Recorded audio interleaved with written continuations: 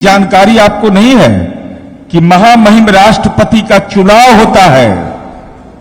वो नॉमिनेट नहीं होते हैं, वो निर्वाचित होते हैं संसद के सदस्य, और साथ ही साथ विधानसभा के माननीय सदस्य वोट डालते हैं।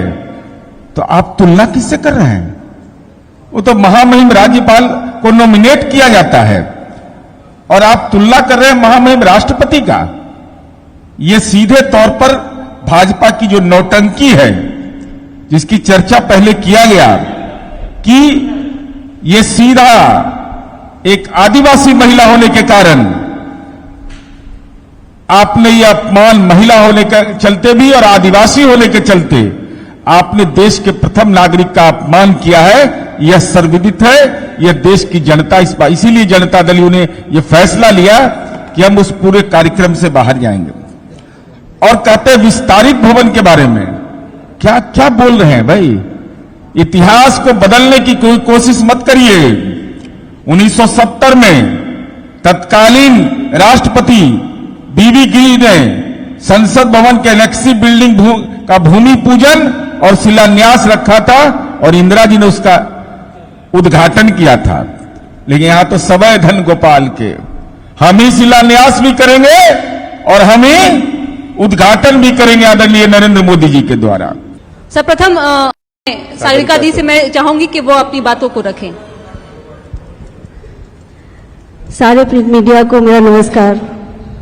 मेरा एक सवाल है पूरे देश से कि प्रजातंत्र के मंदिर संसद में ही जब इतना भेदभाव हो रहा है तो माननीय प्रधानमंत्री पूरे देश को क्या संदेश देना चाहते हैं? सर्वोच्च नागरिक राष्ट्रपति होते हैं और नागरिकों के पैसा से संसद का निर्माण हुआ। ये कोई प्रधानमंत्री जी का घर नहीं बन रहा था जो गृह प्रवेश करने चले गए। जब संसद का शिलान्यास हुआ था तब भी पूर्व राष्ट्रपति जी को नहीं बुलाया गया था, और आज जब उद्घाटन हो रहा है तब भी राष्ट्रपति जी को आमंत्रण तक नहीं दिया गया है। मैं देश की जनता से एक सवाल करना चाहती हूँ, क्या महिला होना एक दोष है, दलित होना एक दोष है, या फिर एक आदिवासी होना दोष है?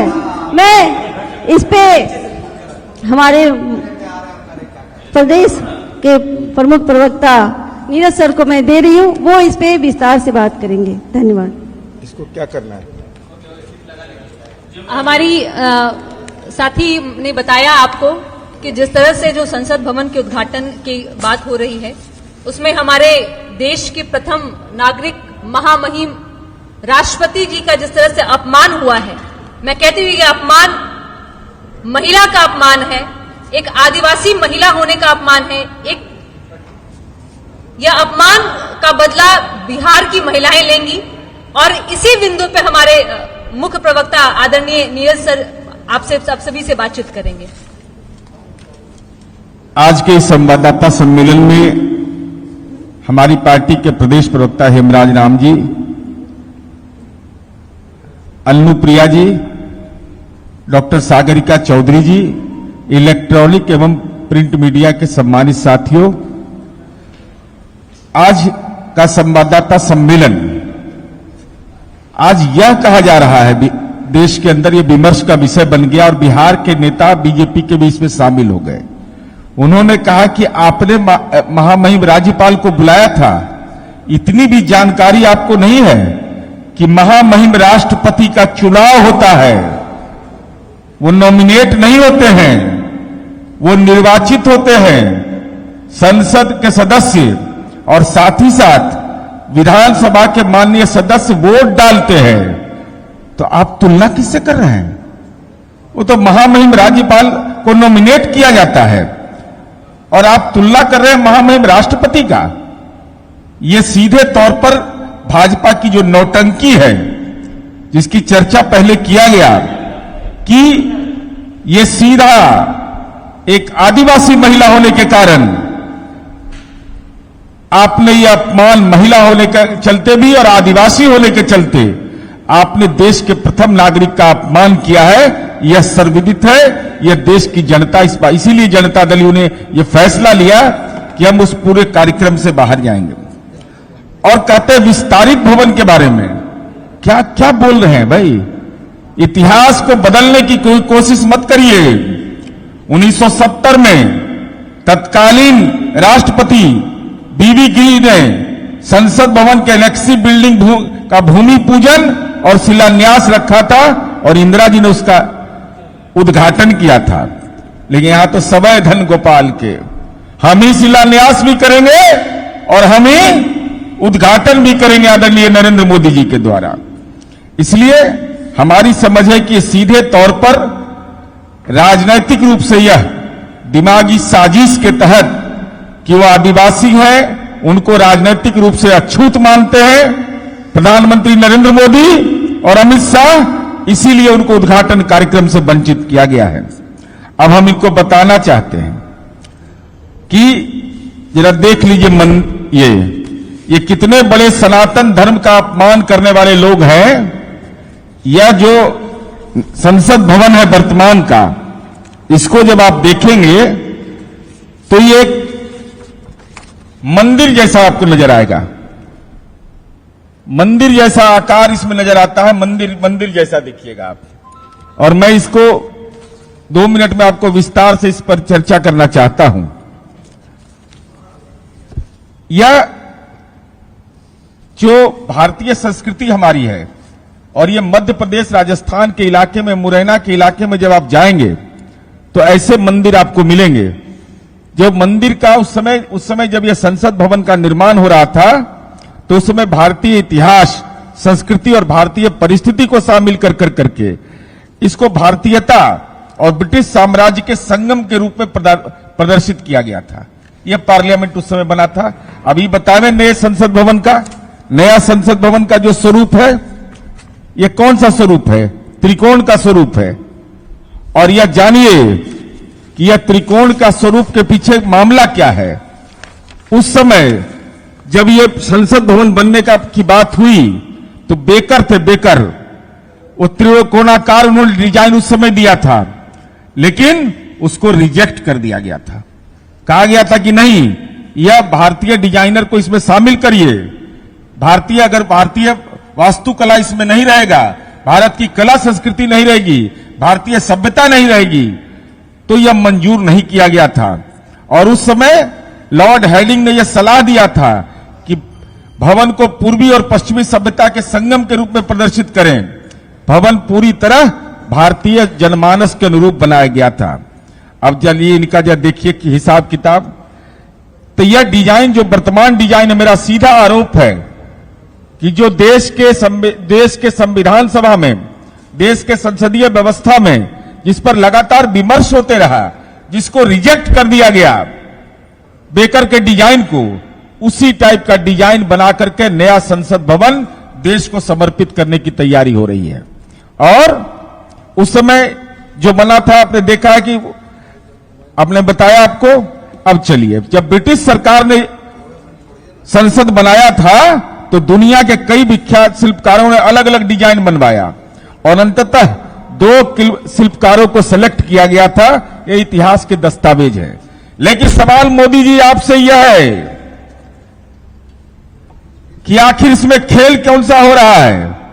भारतीय संसद बनाने का ठेका जिसको दिया गया वह व्यक्ति है बिमल पटेल। गुजरात के मुख्यमंत्री रहते हुए उसको बड़े बड़े काम दिए गए, उसको पद्मश्री इन्होंने दे दिया।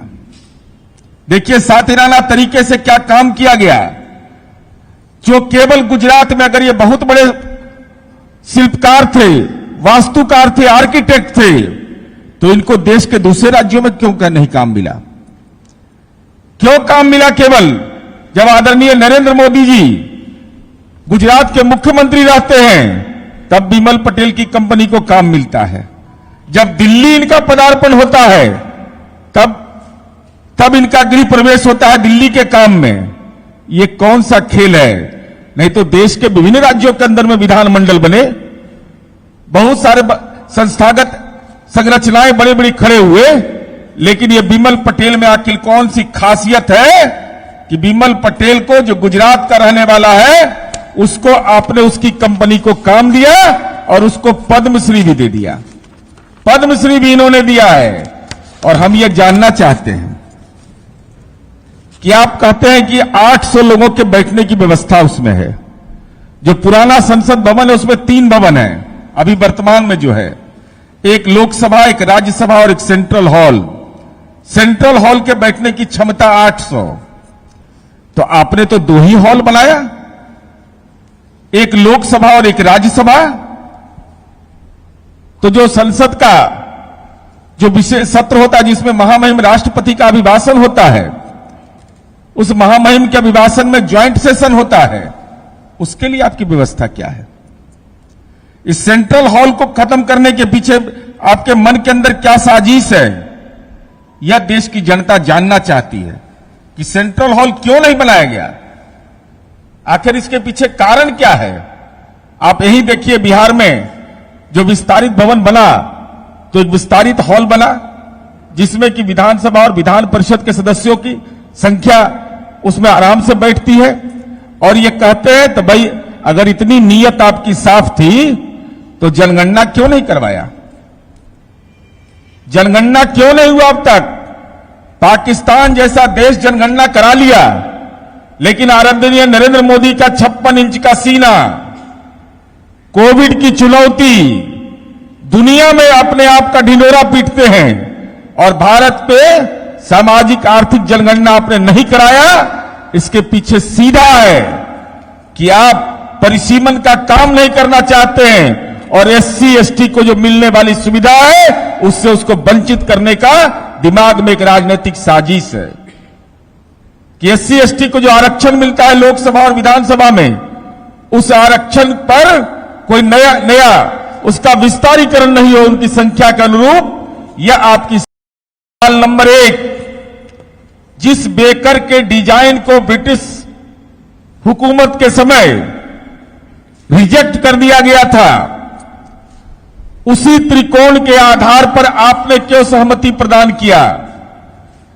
हमारे वर्तमान संसद भवन का जो अभी आकार है, उस आकार के तहत जो हमारी सभ्यता और संस्कृति है, जो मध्य प्रदेश राजस्थान के मंदिर, मुरैना में बहुत सारी जगहों पर मंदिर है, उस मंदिर के अनुरूप का वह ढांचा था, लेकिन आपने त्रिकोण बना करके सनातन धर्म का अपमान किया, भारतवर्ष के सनातन संस्कृति का, यहां के शिल्पकार का और यहां का अपमान किया है। तीसरा सवाल मेरा भारतीय जनता पार्टी से है कि सेंट्रल हॉल जहां ज्वाइंट पार्लियामेंट्री सेशन होता है, वह सेंट्रल हॉल उसमें क्यों नहीं बना, यह जवाब दीजिए। चौथा सवाल मेरा है कि बिमल पटेल में ऐसी कौन सी विशेषता है कि गुजरात में मुख्यमंत्री रहते हुए उसको ठेका आवंटित किया जाता है, दिल्ली जब आप प्रधानमंत्री बनते हैं तब उसको ठेका आवंटित किया जाता है, और जो सनातन धर्म का अपमान करता है, जिस कंपनी को वाराणसी कॉरिडोर का काम दिया गया, जिसने भारत मां का मंदिर तोड़ दिया, जिसने 300 शिवलिंग तोड़ दिया, जो आज लगभग 150 शिवलिंग आज भी लंका थाना में रखा हुआ है, वहां जहां पर बिलपत्र भी नहीं चढ़ रहा है, जहां जलाभिषेक भी नहीं हो रहा है, तो ऐसे में और उसको पद्मश्री आपने दे दिया। तो अगर ये बहुत बड़े शिल्पकार और बहुत अच्छे कंस्ट्रक्शन करने वाले हैं, तो देश के दूसरे राज्यों में इनको निविदा क्यों नहीं मिलता है? आखिर कौन सी विशेषता है? और पांचवा, मेरा सीधा आरोप है कि जनता दल यह समझता है कि चूंकि आदिवासी समुदाय की महिला राष्ट्रपति है, चुनाव से निर्वाचित है, आप उनकी तुलना अगर राज्यपाल के पद से कर रहे हैं, उस प्रक्रिया से कर रहे हैं, तो सीधा संविधान का अपमान है।